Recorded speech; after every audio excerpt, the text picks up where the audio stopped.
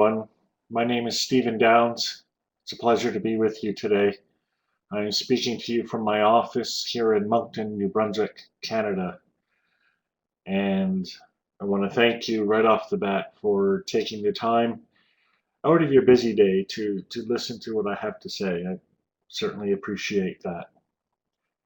What I'm going to talk to you about today are the four major conditions for the evaluation or assessment of open online courses. And they are also the four major conditions, the four major design parameters for these courses. And the reason why these are important is because over the last few years, there have been a number of different initiatives that have created massive open online courses, and I'm sure you've heard of them. You've heard of Coursera MOOCs, perhaps, or edX MOOCs. There have been all kinds of different MOOCs. And some of these have been based on the work that I and my colleagues have done. Some of these have been completely independent projects, and that's okay. I mean, we expect that. But they've diverged in certain ways and for various reasons from the design principles of the original massive open online courses. So my purpose today is to outline what those are, to look at them from the perspective of student experiences, and I'll be referring to a specific paper to document that, and then to draw out or explain a little bit more about what is meant by each of these and why it's important.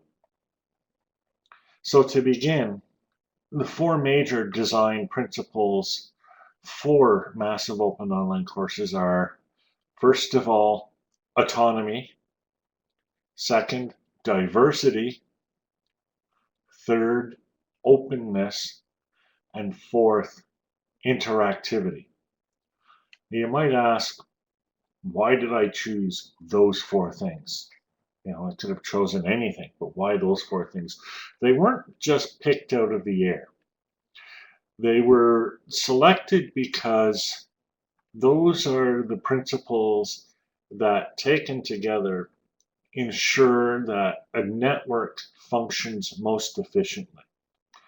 You know, Conectivism, which is the theory of learning designed by George Siemens and myself over the years, is a theory that states that knowledge is the formation of connection, or knowledge is the set of connections, and learning is the formation of connections, either in the mind or in society. These connections together form a network. And what makes knowledge and learning possible is that these connections are always changing, always growing, strengthening, weakening, adapting to the experiences that we have. These four conditions, autonomy, diversity, openness, and interactivity, are design parameters for the most efficiently functioning network. Now, are they absolutely set in stone, carved in stone, permanent, forever true? No, it's a theory. I might be wrong about some of them. I might be wrong about all of them. I don't think I am, but it's possible. It's the sort of thing that needs to be validated through empirical experience. It needs to be validated by actually offering massive open online courses and seeing what happens. So that's what we've been doing over the last 5 years or so. We've been designing and offering massive open online courses according to these principles and with some variation on some of these principles. And we've been looking at the results. So one of the courses we offered was CCK08. It was the first course that we offered. And in that course, we had 3 people, Jenny McNess, Sufei John Mack, and Roy Williams. And they've looked at these conditions, and they've also looked at a number of other massive open online courses, and they've written in response to them. And So what I want to do through this talk is to balance what I have to say about these four principles with what they have to say in response. And there's a PowerPoint slide that accompanies this video, and it's titled The Semantic Condition, and it will be available for you to review as you watch this video, and I'll be referring to it throughout. So to begin with, right off the bat, these three authors, and I'll just call them the three authors just to make it easier for ourselves. These three authors set two things almost as opposed to each other, the network and the course. And one of the things that they conclude in their paper is, and I'll quote, "Our findings suggest that these four conditions might all be achievable in a complex learning network, but in a course, as opposed to a network, particularly a massive open online course, they can be compromised." This is a really important point. It's an important point because what it says basically is it's all very fine to set up a network and set up the most efficient network possible. But if what you're trying to do is to offer a course, sometimes the things that make for good networks make for bad courses. And I think that's an argument, if it can be sustained, is a significant criticism of Conectivism and a significant criticism of MOOCs. And it also has a direct relation on the work that people are doing, practically pragmatic people, in their schools and colleges and universities to offer MOOCs today, to offer open online courses today. So I think we need to talk about this and see what the balances are between courses and networks, or networks and courses. So let's go to the first one of these principles then. The first principle is autonomy. And this is, you sort of look for a quick one-sentence definition of autonomy, and that's pretty hard to come to. Autonomy is not, the absence of all restraint or anything like that. Autonomy is the capacity to decide and implement the decision of what to do in a given environment. You notice that autonomy just isn't complete, unrestrained, do whatever you want, whatever you feel like, because at all times, all behavior is bounded and limited, but also enabled and encouraged by environmental factors. Complete freedom to do everything would be like floating in space, and nothing would stop you from doing anything. But then you couldn't do anything because you need something to react against. So autonomy doesn't refer to the capacity to do whatever. It refers to that aspect of self-governance, such that when you are presented with a situation, an environment, whatever, you can make a choice and implement that choice. Now, I've written about autonomy, and there are, I've drawn from a number of different theories of autonomy in the literature. In the slides, there's a reference to my paper on autonomy. And there are different aspects of autonomy that I think are all equally important and are all elements of autonomy. The first is the set of factors that impact our understanding of the environment at all. What are our experiences? What is our capacity to understand our experiences or our cognitive states? What is our emotional or psychological response to those states? Autonomy depends on being able to perceive, to think about, and respond to an environment, even before any decisions are made. In order to be autonomous, you have to have the capacity to know, decide, and react. Crucially important. Then a second major element of autonomy is the actual capacity to act on a mental state. That is to say, if you make a decision, autonomy, you are autonomous if you have the capacity to act on that decision. If you decide to walk north, then autonomy means you can actually walk north. There's a variety of dimensions of this capacity. There's the physical capacity, nobody's put walls around you. There's the social capacity. There isn't some sort of social barrier preventing you from walking north. Structural, your legs actually work.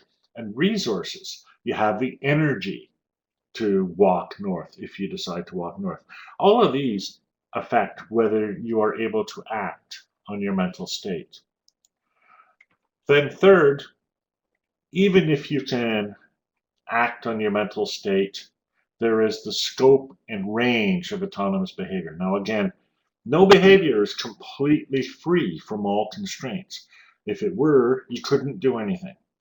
The whole possibility of doing things entails the presence of walls, barriers, objects, other people, other ideas, things to react against, right? So what we're more interested in is not the absence of these other factors, but the impact of these other factors on you. So what is the scope and range of autonomous behavior? What are the scopes and ranges on expression, association, the selection of means, the method by which you undertake a process? All of these are factors which can create limitations or can help you overcome limitations. Finally, with respect to autonomy, is the effect of autonomous behavior. Being able to act, but not being able to ever see any results from your act is the same as not being able to act at all. And so autonomy entails, to some degree, the possibility of there being a result. So this is what I think autonomy is, and I think that any assessment, any design of a learning resource needs to take these principles into consideration with the objective of maximizing autonomy. Doesn't mean full scale, never changes, completely unrestrained autonomy. It just means maximizing the capacity of a person to make decisions and implement those decisions to improve their lives or meet their objectives. So the three authors that I cited looked at this, and one of their major methods of research was to survey students and to survey them on what they thought autonomy was and whether they thought they had autonomy in the course. And autonomy was, and I'm quoting here, equated to flexibility and control over learning, and exemplified by the participants' choices of how and how much to engage with the course. And that would be consistent with how I've defined autonomy, but of course, perhaps not equal to what I've said. One student said, thanks to learner autonomy I thought would be provided in the course, I started following the course. This person would have been prevented because of work and schedule reasons, but because they had the choice of when to participate in the course, they were able to take the course. Another person talked about the autonomy of being able to choose whether to take the course for credit or not for credit. And again, that's autonomy with respect to objectives or goals. However, write the three authors, learners new to the environment and concepts lacked confidence and preferred structure, guidance, and even intervention to autonomy. They have one person saying, autonomy was less important when I needed full instructions. Another one saying, I felt like some guidance would have helped. Freedom is great, but this course was all over the place. There was no one place to follow the latest thinking on any subject. This is an interesting comment because it points to a difference of view that people sometimes have with respect to autonomy. The fact that a person is autonomous does not entail that this person can never receive any guidance or instruction. In fact, quite the opposite. If you want and need guidance and instruction, and are not able to achieve any or receive any, that is the opposite of autonomy. You are, in a way, being constrained by your lack of knowledge and by your lack of abilities. An autonomous environment is one that provides you with the scaffolds and structures if you need them, but takes them away if you don't. Again, autonomy isn't the lack of structure. Autonomy is the capacity to choose to use structure or not. It's up to you. Another student said that autonomy was equated with lack of assessment, and as a result, learner autonomy can be difficult for course instructors. Now, it's one thing to work without assessment. Sometimes assessment is useful. Again, autonomy isn't the lack of assessment. Autonomy is the choice of whether to be assessed or not assessed. You see the difference, right? If there's just simply no assessment possible, that is actually a reduction of autonomy. Full autonomy would be to make this service available if and when needed. But now we have the last comment about instructors finding it difficult. And here again, I'm going to quote from the paper, learner control is not without frustration for the instructor. I recall feeling a bit frustrated that the concept of connectivism that I was trying to communicate, the neural, conceptual, and social external dimensions of network learning, was not resonating with participants. You know, there's a big aspect of our common concept of a course where the instructor has some knowledge and they're trying to communicate that knowledge to the participants in a course in such a way that the participants will receive it, understand it, and then actually agree with it. I don't think I was the instructor who made that quote. And if I did, I don't think I was right to make it.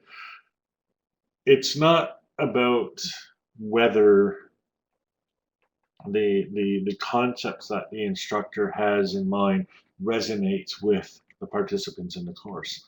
That's something that might happen or might not happen, but to many degrees, in many respects, it's outside of the control of the instructor.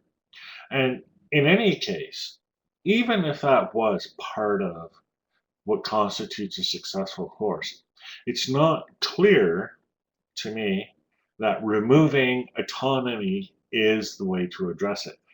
You know, and it's one of these instincts we have, right? We have this instinct. We're trying to teach something to somebody and they're not getting it. So our response is, okay, let's take away some of their autonomy. Let's force them to do something. That'll work. And the thing is, it often doesn't work. And even more to the point, it's not clear to me that there is evidence that it will work.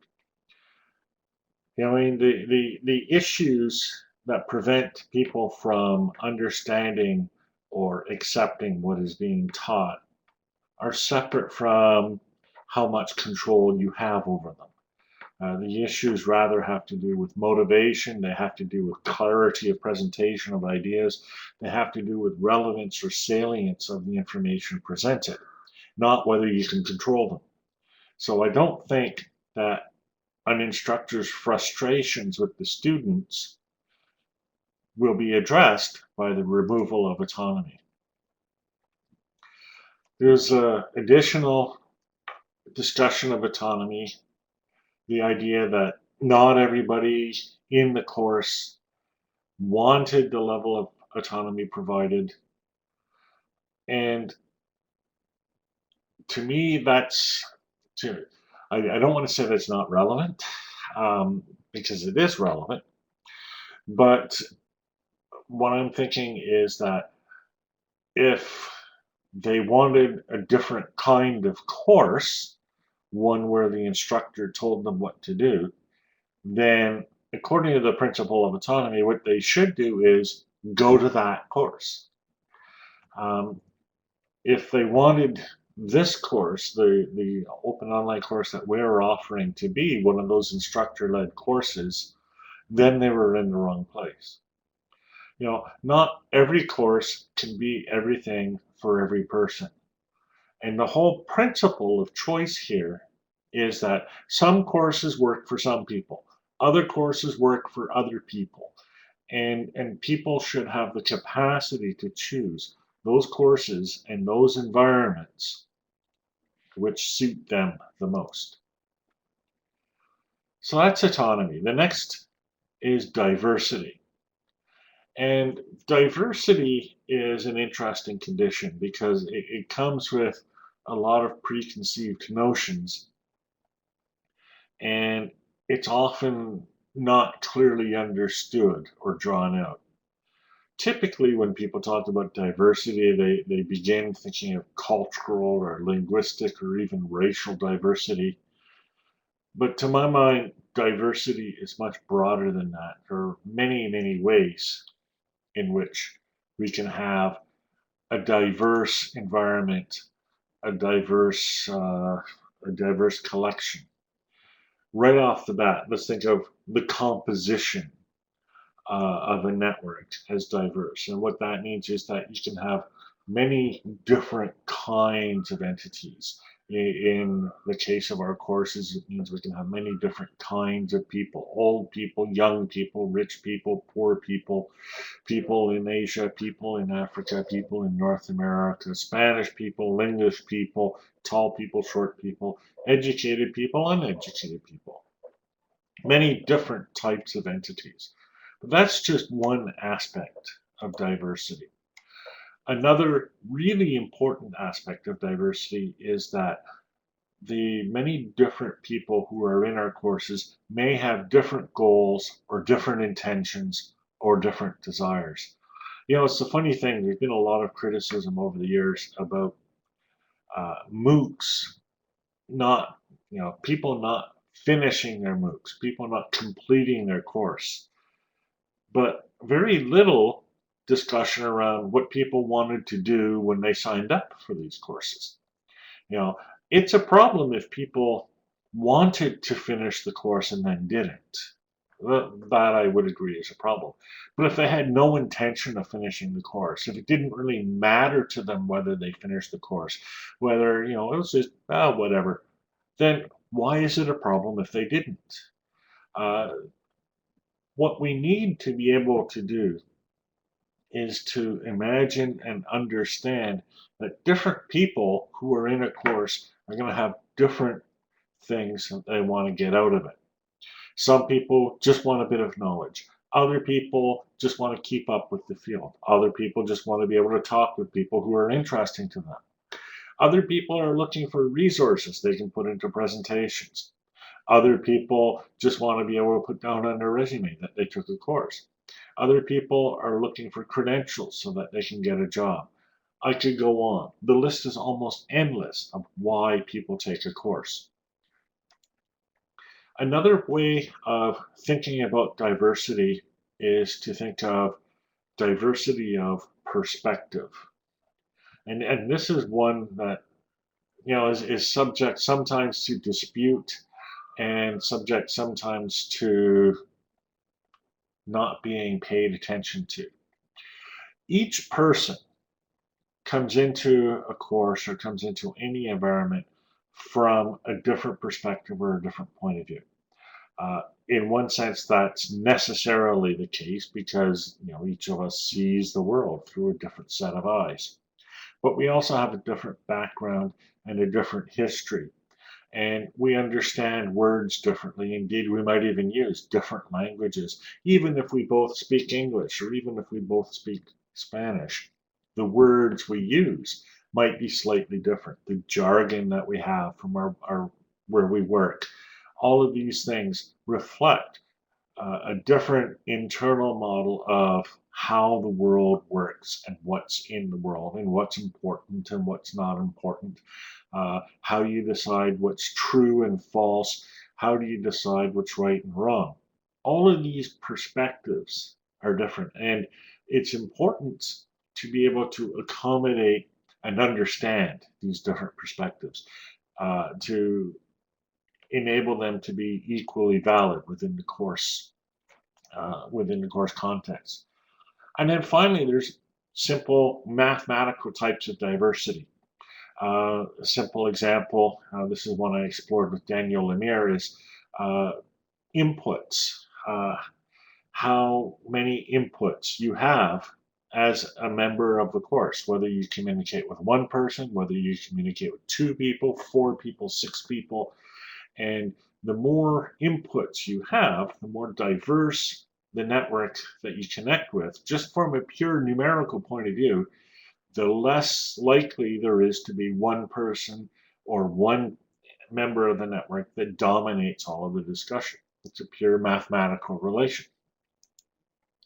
So diversity is a subject of a lot of discussion, a lot of controversy. On the one hand, we have people like Robert Putnam or Richard Florida arguing in favor of diversity. On the other hand, there are criticisms. For example, there's a phenomenon called homophily, which is the tendency of people to hang out with people like themselves, and which is generally represented as a bad thing, but also generally represented as what happens normally online. And it's true that there's a principle of association that states that basically like attracts like, or to use the old neural network slogan, what fires together wires together.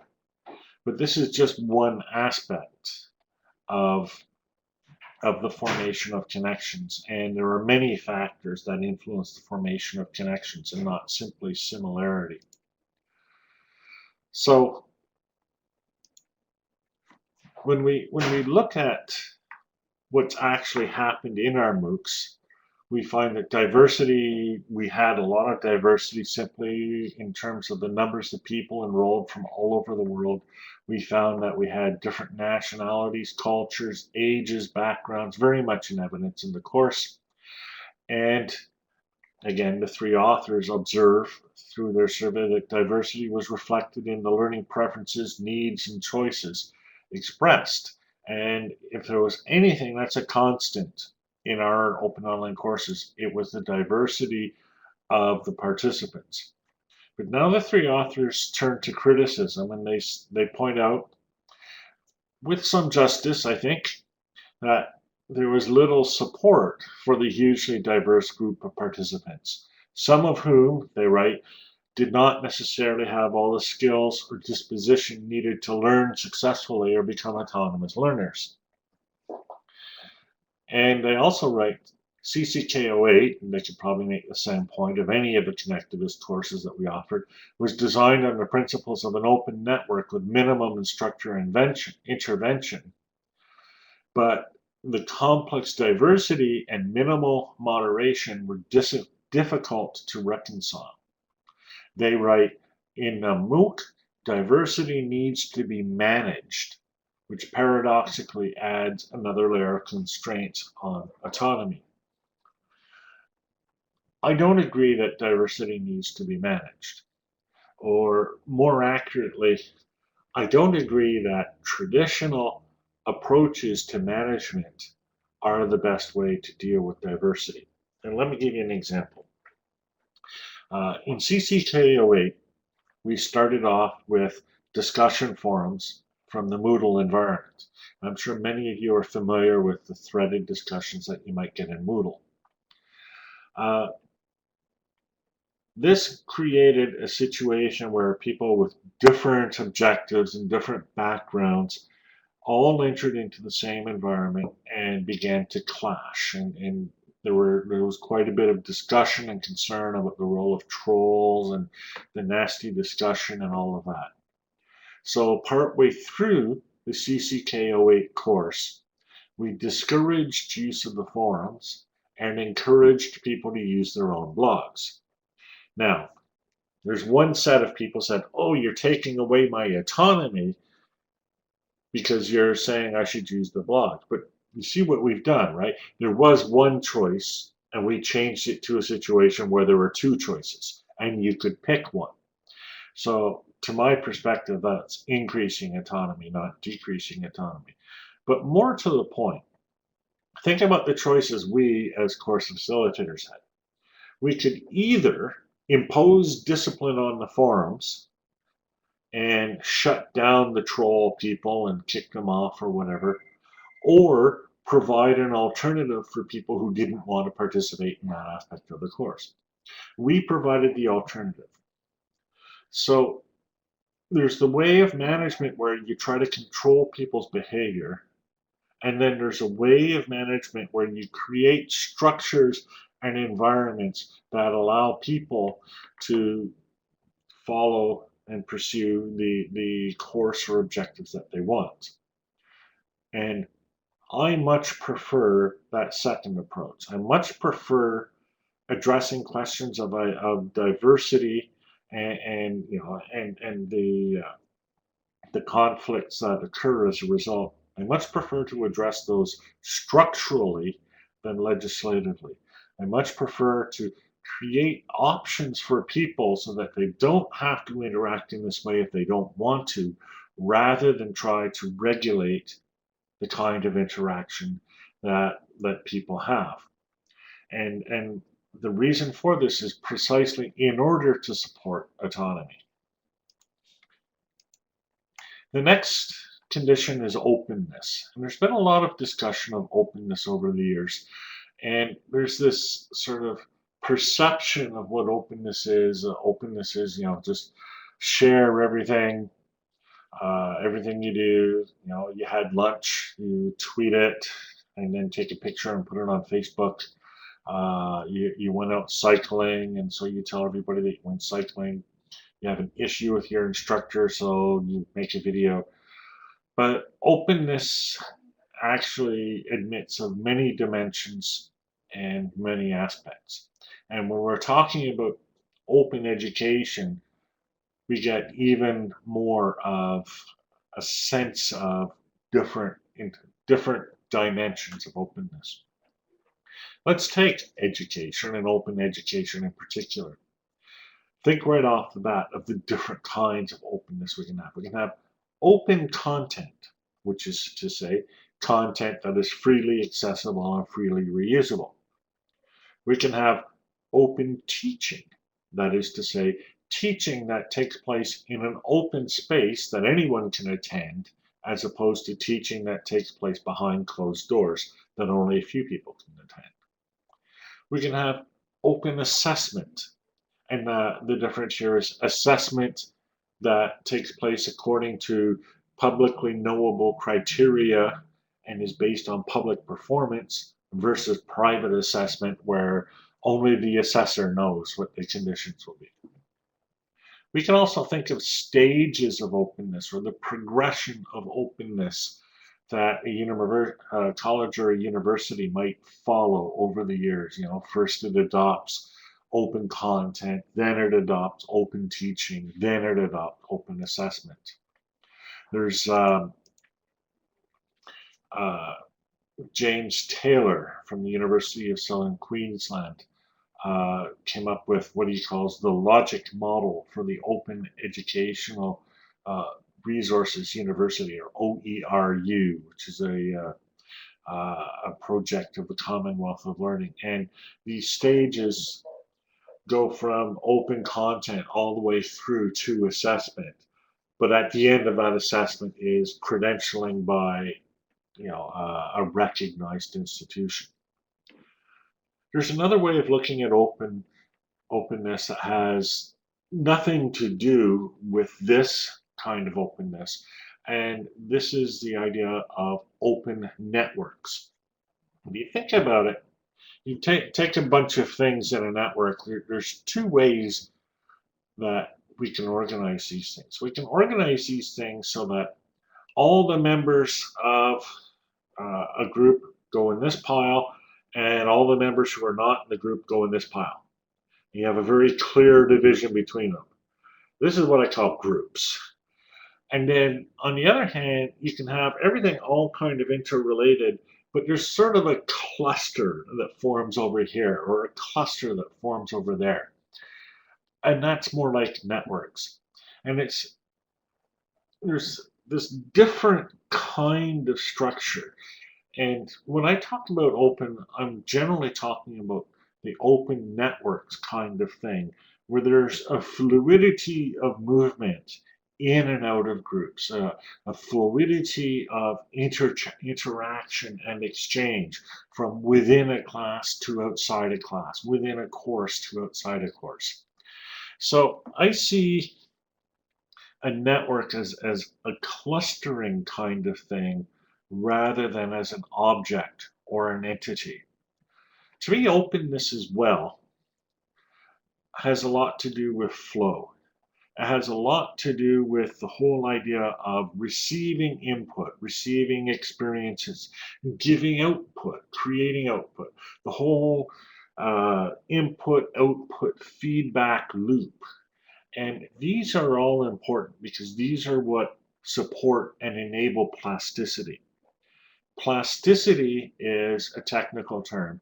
What it refers to is the capacity of a network to change its own shape, to change its own nature. So what we need in order to support plasticity is an open network that accepts input, is able to behave, and accepts feedback, because these inputs are what create the conditions to enable a network to change its shape. If there's nothing that comes into a network, if there's no external input whatsoever, then there's really no motivation, no impetus, if you will, that prompts it to change the structure of its connections. We can only learn from experience. We can only grow as a result of experience. And so I think this represents an important aspect of openness. So now we look at the three authors, and they observed that CCK08 was an open course. There were no entry requirements. It was free to any interested non-credit person, or you could also take it for credit if you wished. There were no limits on the numbers of participants, and that's what made it a massive open online course. But there was also, they said, the assumption in the course that participants would be willing or ready to give and receive information, knowledge, and opinions. In other words, and I'm quoting again, to share freely. And I think that's a bit overstated. There was the assumption that this was possible and allowed, I would say. But I would not say ever that there was the assumption that it was required. And, there's openness in the sense that you must share, and openness in the sense that you can share. And that's a really important distinction. I think if you start defining openness in the sense that you must share, then you're limiting a person's capacity to choose how they participate or interact with the course. Remember, the whole nature of the course is as a cluster, right?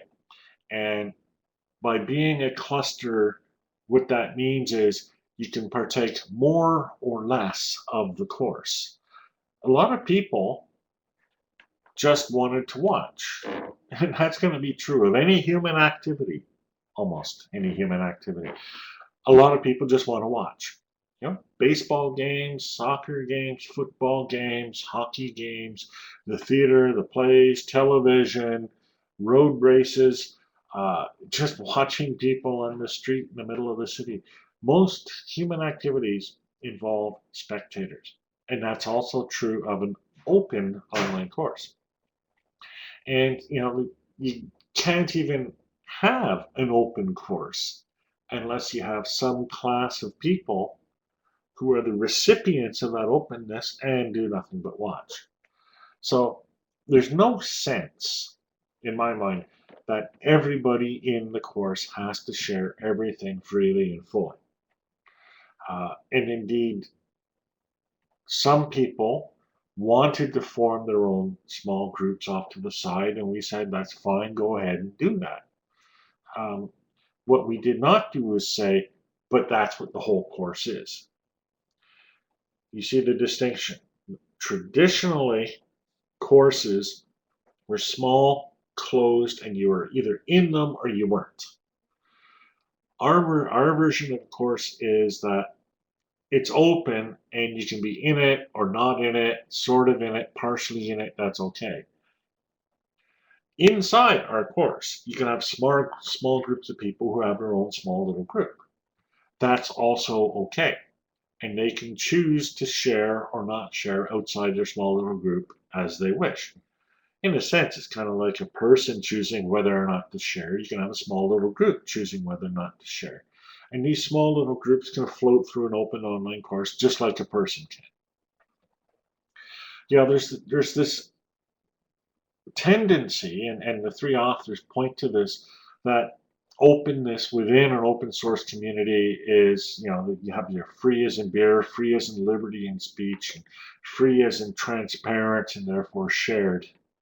And that you have to have all of these things all happening all at once. Well, our courses were based on and around open educational resources. And the courses themselves were structured openly. But it does not follow that because the course is open, that every single aspect of the course must be open. That would be to commit what they call the fallacy of division. So I wasn't concerned at all that people were getting, quote, a free ride. No more than I'm concerned that an audience in a movie theater is getting a free ride. Um, you know, there were many different levels of behavior, many different levels of expertise. And I've always said people need first to be able to watch and observe as other people model and demonstrate whatever it is they're trying to learn. And only later on, once you kind of got the idea, do you actually get into it and start practicing it for yourself. And I think that's true in the case of these open online courses.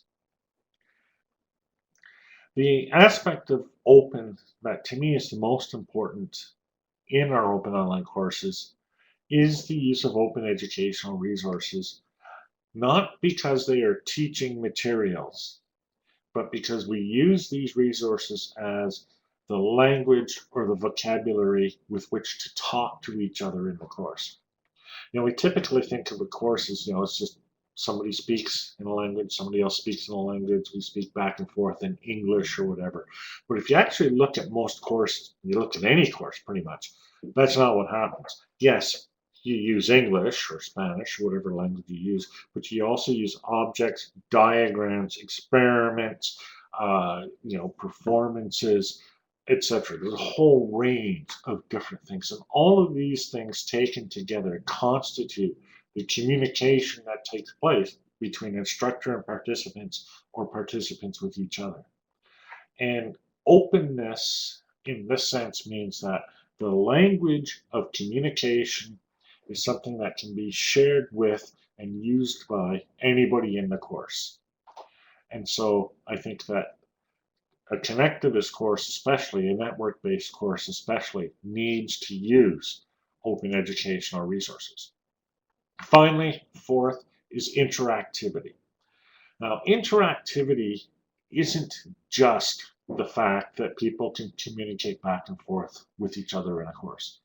Now, it requires that, but I mean something more than that. Typically, in a traditional course, the way the course is structured, the instructor knows something, has some fact or concept or idea. And the way the course will proceed is that concept or idea will go from the instructor's brain through some process of communication into the brains of all the other people in the course. So if you have a big A in the instructor, at the end of the course, you have big A's in each of the individual students.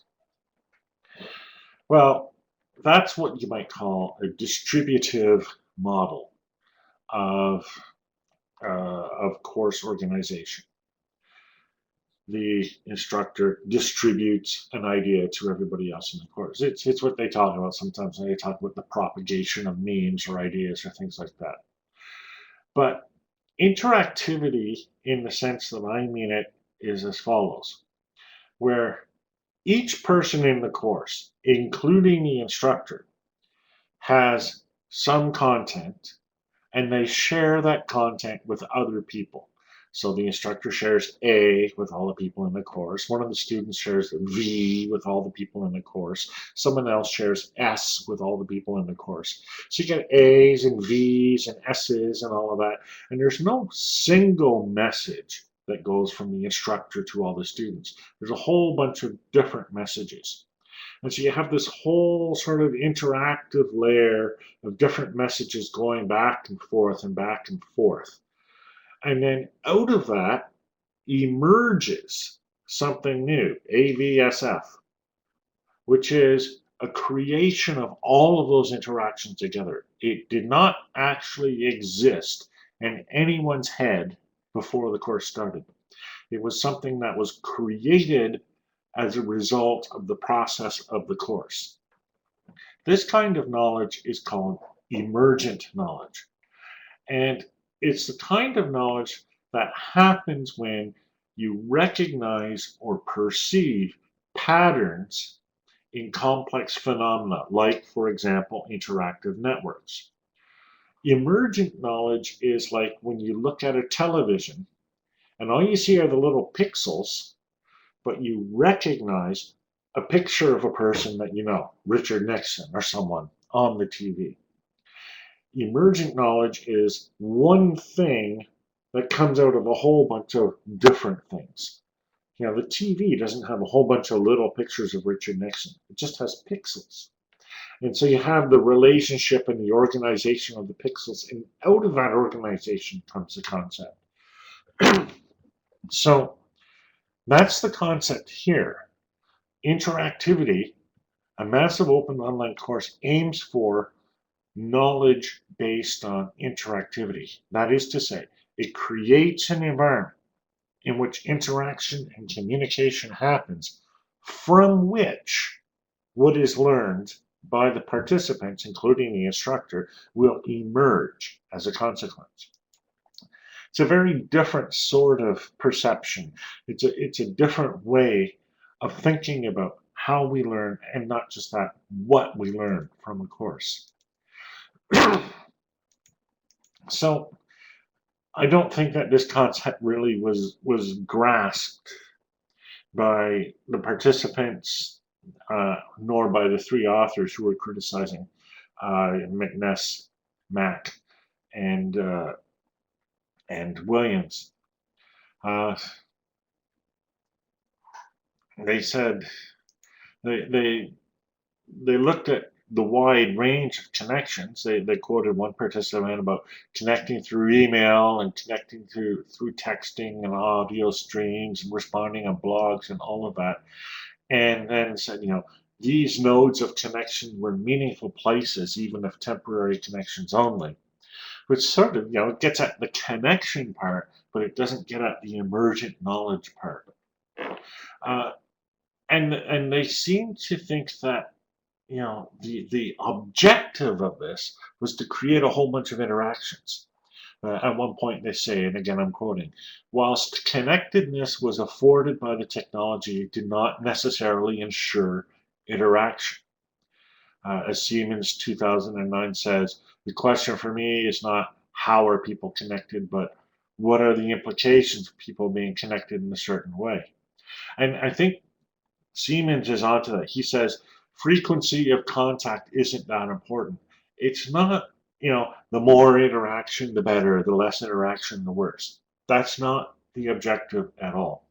I remember seeing a presentation by Francisco Varela at the University of Alberta Hospital many years ago. He's talking about the immune system, and there's a sweet spot of connectivity, a sweet spot where, you know, it's not zero connectivity, it's not 100% connectivity, it's somewhere in the middle.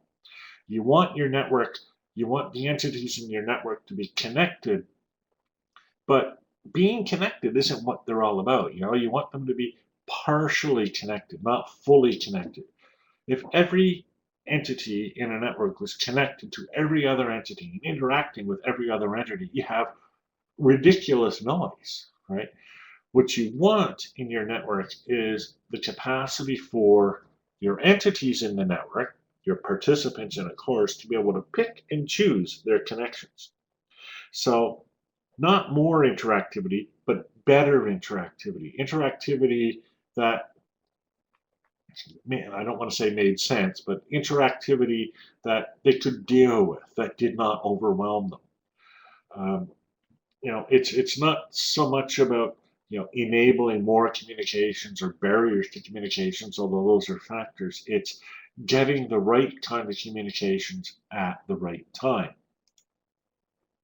So while the paper by the three authors focused a lot on the barriers, on the trolls that were in the discussion list, on the quality of personal connections, on the barriers created by levels of expertise, I think when you just focus on the barriers to communications like that, you kind of miss the point. The experts aren't always going to communicate with the novices. It's probably not appropriate that they do. The experts communicate with the slightly less than experts, who communicate with a little bit less than experts, and eventually you get, the junior people are communicating with the novices, and you get connections and interactions that are appropriate to your time and to your place. So if a person is, simply not able to understand the interactions, or not able to understand the issues anymore, that tells me not that they're not getting enough interactivity, but that they should be looking for the right kind of interactivity. That they're talking to the wrong people, and there should be mechanisms in place to allow them to find and talk to the right people. So the three authors say the more open the course, the more this becomes a dilemma for the course designers. I disagree. The more open the course, the more opportunities there are for a person to find and connect with the appropriate people. It's not a case of everybody talks to everybody. It's a case of picking the right people and talking at the right level. I talk an awful lot about the process of learning becoming a process of restating what is told to you in your own language. But you can only do that if you can comprehend what's being told to you in the first place. So those four things overall: autonomy, diversity, openness, and interactivity are, as I said, the major design parameters for a massive open online course, a network-based course. And it's important to understand that although they've posed challenges from the traditional perspective of a course, there is not a contradiction between offering a network and offering a course. A course can be a network, but we need to understand that when we're building a network-based course, that the parameters of autonomy, diversity, openness, and interactivity are not simple one-dimensional parameters that if they're not working perfectly, you just use some management from your traditional course management skills to do. Rather, it's important from the perspective of a course designer to understand that all of these things, autonomy, diversity, openness, and interactivity, work across multiple dimensions. That there are aspects of autonomy, aspects of diversity, aspects of openness and interactivity that interact with each other.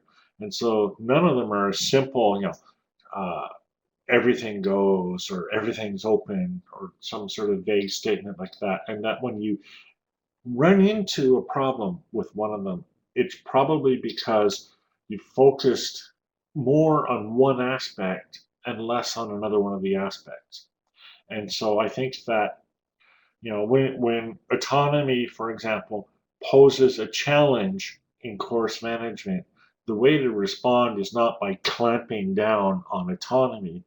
Generally, the way to respond is to understand where that person's autonomy is being blocked and to attempt to provide this new type of autonomy. So what I'd like you to take out of this, because I don't expect anyone to memorize all of the stuff that I've just said here today, what I'm trying to do here is to give people a sense that what's happening in a massive open online course is not just the implementation of new technology to a traditional online class or online course, but it's a different way of looking at how we organize these online classes and online courses.